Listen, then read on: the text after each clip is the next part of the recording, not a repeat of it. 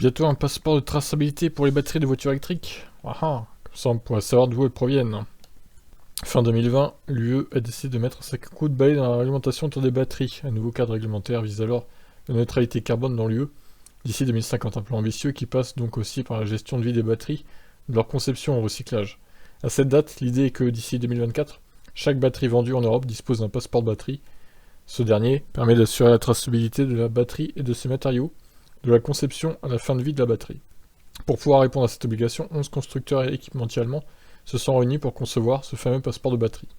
Aidés par l'État allemand à hauteur de 9,2 millions, ces constructeurs, dont BMW et BASF, vont concevoir ce passeport.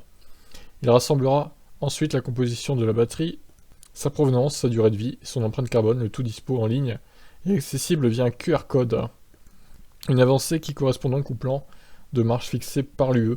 L'objectif est à terme de maîtriser les coûts CO2 de l'industrie des batteries.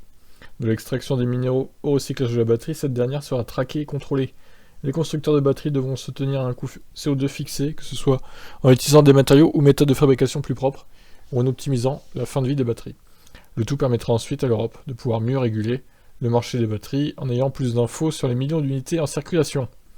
L'enjeu est de taille puisque selon l'UE, le nombre de batteries en circulation en Europe va être multiplié par 14 d'ici 2030. Un chiffre fou quand on sait que plus de 800 000 tonnes de batteries entrent aujourd'hui, chaque année, sur le territoire européen. Un chiffre qui pourrait donc passer à 10 millions, voire plus, par an. Maîtriser la pollution et les émissions créées par le processus de fabrication, d'utilisation et de recyclage de ces batteries sera donc une bataille centrale dans la lutte contre le réchauffement climatique dans les prochaines années.